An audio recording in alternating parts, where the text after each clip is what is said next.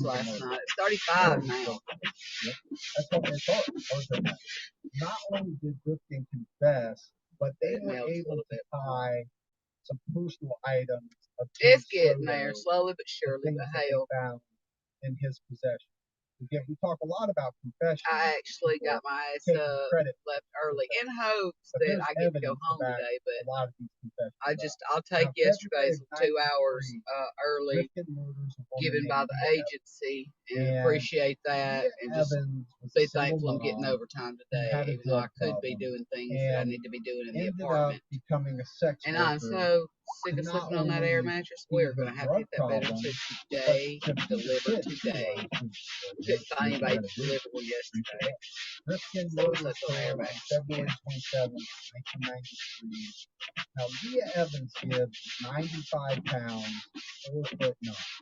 She is tiny. So Rifkin drives to an abandoned parking lot. They exchange $40 for sex, and when it's over, he strangles her to death. Oh, well, you know what? I'm a fucking idiot. Wooded area Lose my goddamn controls. And I was wondering why it was the freezing was taking the frost off the windshield, but the frost inside wasn't going away. It's because it didn't have the mode on defrost. Somehow it got moved. I'm not calling that a grave. There it goes. Like you normally think of it. And she is later found because one of her hands starts protruding out of the ground. Yeah, you think pretty shallow grave. That motherfucker was dead trying to whatever. Let somebody know she was murdered. Yeah, that would be. Yeah, talking about things to come up on. Come on, a little bit more. This is not on the top of my list at all. Now we have to talk about Lauren Marquez. She was 28 years old. She was described as tall and thin. She was actually from Tennessee, but come from Tennessee to New York. And Rifkin starts to strangle her. But as he's doing this, somebody walks by, and she's almost able to escape. She's fighting him. And I don't know what this passerby is doing. Apparently not much, because whoever this person is doesn't stop what's going on. He ends up snapping her neck, and he dumps her body in the woods, and she's later identified through DNA testing in late 93. So this brings us to Rifkin's last victim, and this is Tiffany Bresciani. And Tiffany wanted to become a dancer. She had actually come from Louisiana to New York. Just like we talked about this, a lot of people come to New York, Hollywood, places like that. They're going to be an actor, an actress. She wanted to be a dancer, but she ends up getting addicted to heroin. So how many of these stories, kids, are pretty much the same exact pattern? Drugs, sex, and murder. Yeah. Turn left onto Taylor Street, then turn right onto Grand Street. Oh, no, this is the way that it's behaving. I want to go. Somebody getting Go past the stop sign. Then at the next one, turn right. It should be an immediate left. Down the path of becoming a sex worker. Someone takes advantage of the weak and dependent. At the stop sign, turn right onto Grand Street. Then turn left onto Taylor Street. Okay. So, Tiffany. I'm trying to look at this goddamn road. Now, this is the end of this road, and you got your little intersection, whatever the fuck, and then another turn. This is the turn. Is that not fucking crazy? I hate intersections like At the stop sign, turn left onto Marshall Street. Now, I gotta pay attention to it today, because I ain't got time to get lost today. I gotta get lost. Can't get lost in cold water. Not get all Stay in the left lane. And it's that Tiffany was the girlfriend. In 3/4 of a mile, turn right onto East State Street. Okay, so they got me turning by the Family Dollar today. And the two of them together were addicted to heroin. And she was working as a sex worker to pay for both of their drug habits. But what happens is, soon after she's found murdered, her boyfriend commits suicide. homicide. So Rifkin drives back to his home in Long Island. He has At the next light, turn right. Tiffany's body in the back, and he ends up stopping at a store, and he buys some rope, he buys a tarp, all of this while her body is in the back seat of his car. And the reason why he has to do this, Gibbs, is because his mom's at home. Oh, mommy dearest. I mean, this guy's 34 years old at this point.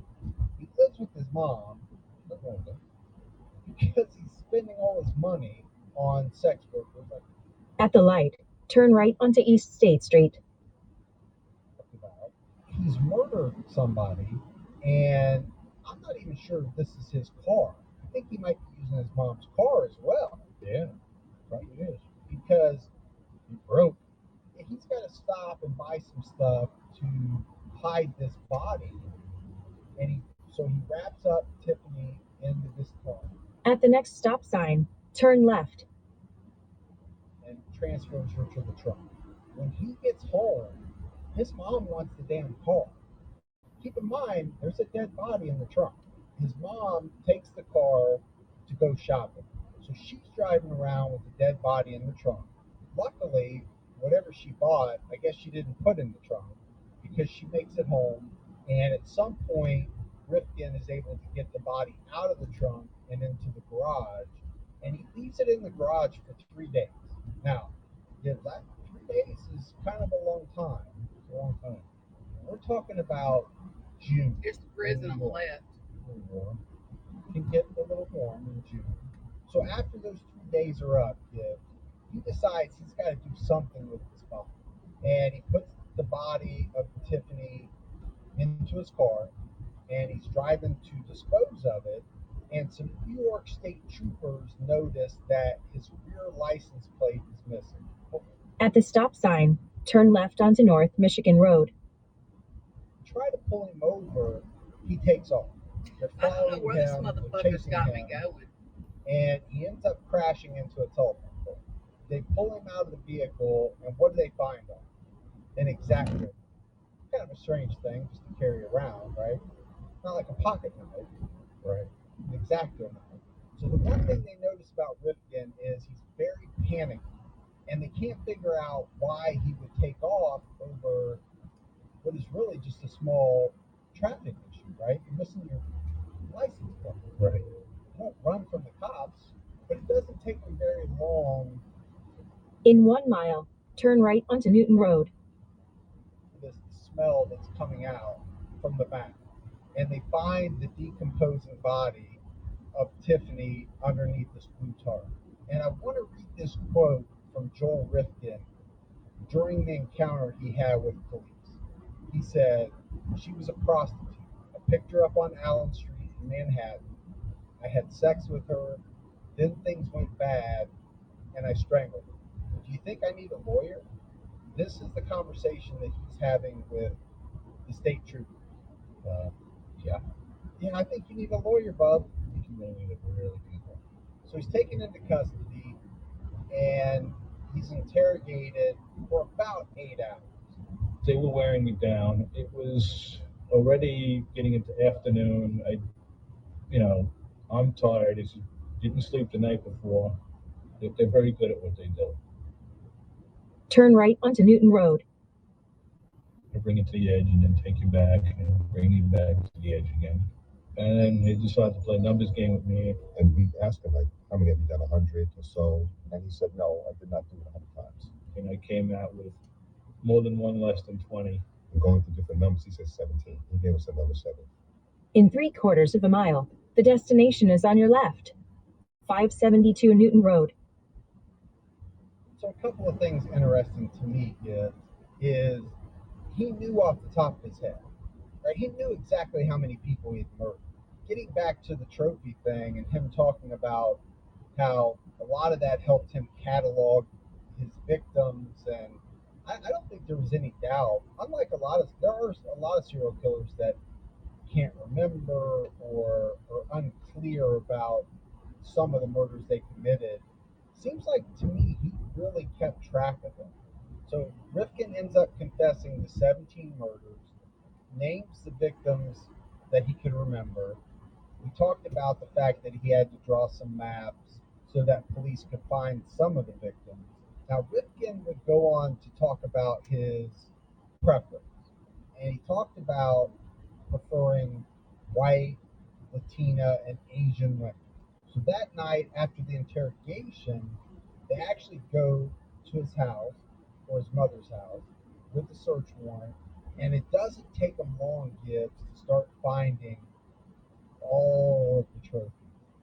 I mean, we're talking about jewelry, identification cards, medication with people's names on it. And on top of that, he had a lot of things about serial killers.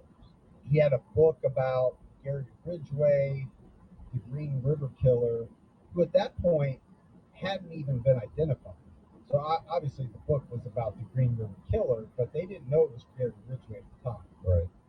He had clippings about one of our craziest ones, Arthur Shawcross. Absolutely nuts. So That guy was beyond evil. So his mother finds out that her son is a serial killer. She gets a telephone call from the police. And then later on, she watches a press conference that the police hold where they name him and outline the murders. So he's into court pretty quickly because it's just June 29th. He's in court. He pleads not guilty for the murder of Tiffany. So keep in mind, I mean, that's the body that they found. Now they're finding some things that may tie him to some other stuff, and he's confessed. So his trial ultimately begins in November of 1993. And they've had less than 5 months to put together as much evidence as they could put together. And they have his confessions. They have one body, and he led them to some other bodies. The trial lasts about 6 months, and in May of 94, Joel Rifkin is found guilty of 9 murders, and he's sentenced to 203 years in prison. What I have done can never be forgiven, but I ask you to believe me when I tell you that I will never understand the part of me that caused me to do these terrible things to your children. Not only will I go to my death reliving these horrors, but I will go there never knowing why I did them at all. You all think that I am nothing but a monster, and you are right. Part of me must be. Mr. Rifkin, in case there is such a thing as reincarnation, I want to be sure that you spend your second life in prison also. Ooh. You like to hear that. Yeah, I like that.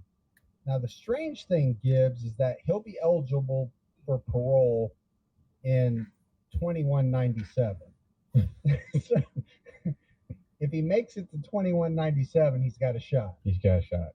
Now, Well, he'll be 238 years Carl old. Rifkin, man. Y'all check that So, motherfucker out. chances are not good maybe some future podcaster can do that one. after we're long gone. So just a couple of tidbits as we wrap up this episode. Rifkin ends up getting into a fight with a mass murderer named Colin Ferguson, no relation. That's like a perfect scenario, man. Take the two killers and throw them in a cage, man, and see who comes out. It should be a show right there. A real show. Yeah, like The Running Man. Remember the movie The Running Man with Arnold Schwarzenegger? Yeah, Something like that. something like that, but real. So apparently the fight started when Colin Ferguson asked Rifkin to be quiet while Colin was using the phone. They got into it, and Colin punched him in the face. So we like that. We like when they get a little prison justice. Yeah. Now, the guy doing it was also a mass murderer, so I don't feel too good about that part. No. All right, y'all. I gotta go. Peace out. Much love and blessed be.